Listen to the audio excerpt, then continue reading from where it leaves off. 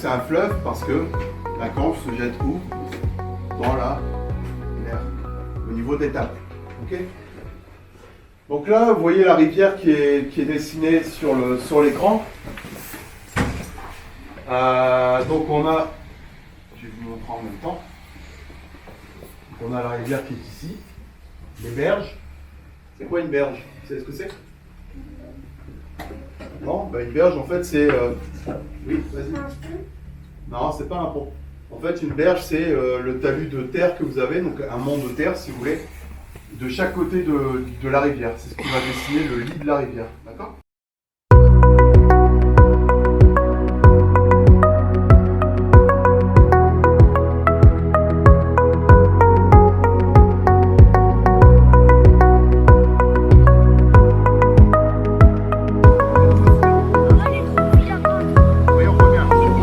Il a combien de pattes?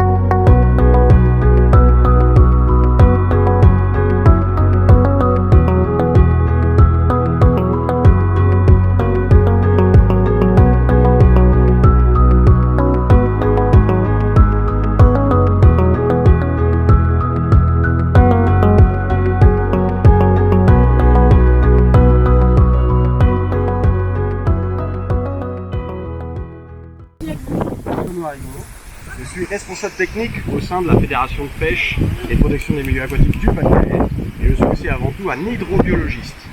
Alors c'est à mon tour de désormais vous poser une question. Est-ce que vous connaissez la matière, la biologie? Quelle espèce de poisson trouve-t-on dans la Canche? Quelle espèce de poisson trouve-t-on dans la Canche? Grande diversité de poissons que l'on trouve dans la Canche. Il y a des poissons qui aiment les eaux vives, les eaux courantes.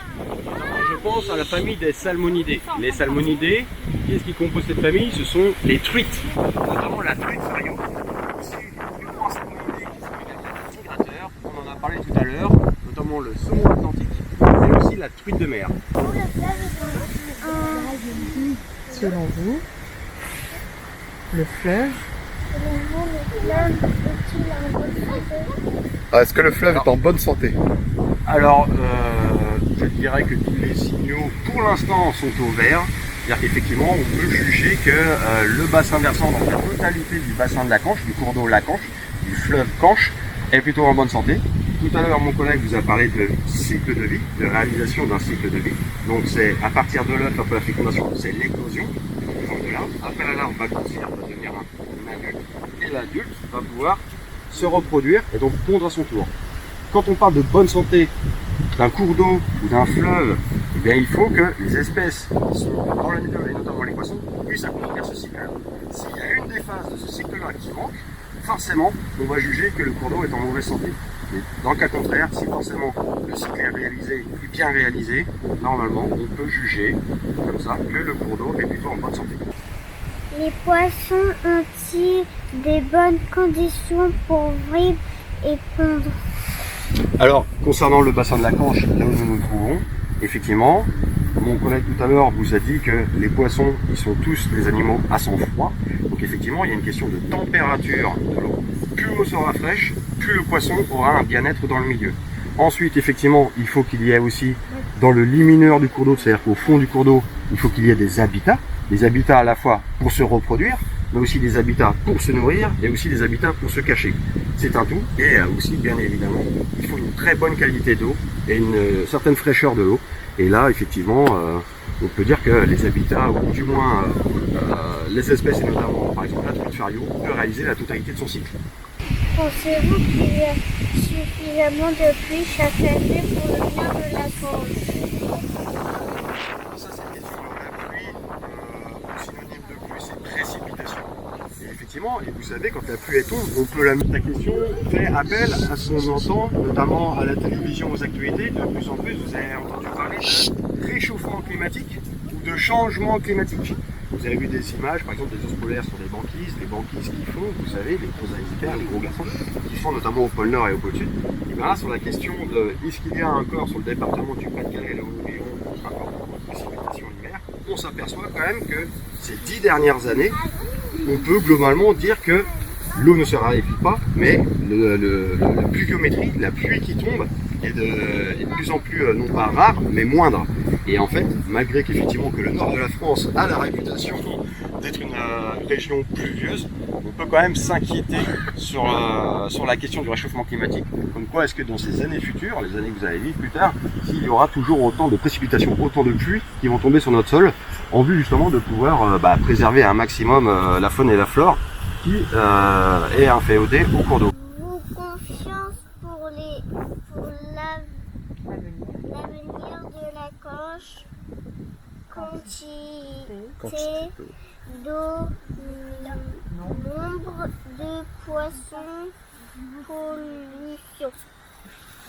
Oui, alors, effectivement, on a des raisons d'être plutôt optimistes.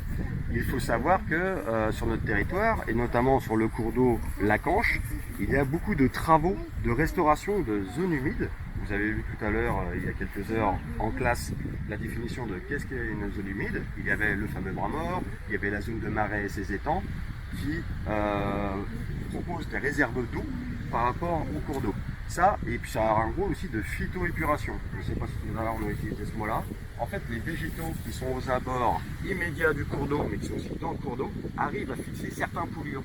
Donc ils épurent l'eau, en fait ils nettoient l'eau. Et donc on a de bonnes raisons, vu des programmes de travaux qui sont réalisés pour préserver ces zones humides-là, de trouver une bonne qualité d'eau. Ensuite, concernant les pollutions, malheureusement, c'est fâcheux. Théoriquement, on ne devrait pas en avoir.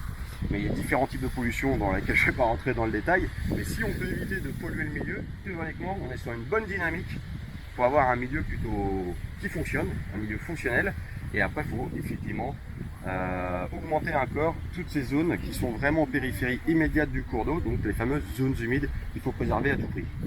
Comment faites-vous pour connaître le stock de poissons sur la Canche? Alors, ça rejoint une des questions sur l'état de santé, entre guillemets, du cours d'eau par rapport à ces populations de poissons. Alors, il faut savoir que nous, parce que vous savez qu'on ne fait pas de la plongée dans les cours d'eau pour observer les poissons, même si on pourrait le faire, mais comment faisons-nous pour faire un inventaire des différentes espèces qu'il y a dans le cours d'eau? Je vous pose la question, comment on peut faire pour voir comme ça, devant nous, les poissons? Est-ce que vous avez une petite idée? Comment on peut réaliser un inventaire de poissons, c'est-à-dire les recenser? Eh bien, on fait des inventaires et on utilise de l'électricité. On fait une pêche à électricité. Et en fait, cette pêche à électricité-là nous permet momentanément de tétaniser les poissons, de les paralyser, de pouvoir les capturer et ensuite de les contrôler. Contrôler leur état de santé, contrôler leur taille, contrôler leur poids. Et en fonction des différentes espèces recensées et de l'état de bonne santé de chaque espèce qui est recensée, là, on peut juger d'un stock de poissons, s'il va bien, s'il va mal, ou si ça nécessite un point de vigilance. Les petites bêtes de l'eau indiquent, elles, une bonne qualité d'eau. Alors oui, les insectes aquatiques que Thomas a prélevés avec son filet, il nous a montré dans les bacs et au microscope, certaines d'entre elles ont une certaine tolérance vis-à-vis de la qualité de l'eau. D'autres qui sont un peu moins tolérantes, qui sont beaucoup plus exigeantes.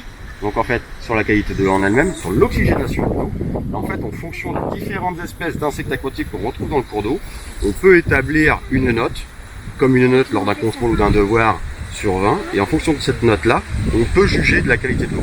Mais il n'y a pas que les invertébrés. Il y a d'autres, par exemple le poisson est aussi un indicateur, les insectes aquatiques sont un indicateur, les algues sont des indicateurs, Et toutes les plantes qui sont en périphérie du cours d'eau sont aussi un bon indicateur. Voilà. C'est pas uniquement que les insectes aquatiques, c'est un ensemble pour témoigner de la bonne santé d'un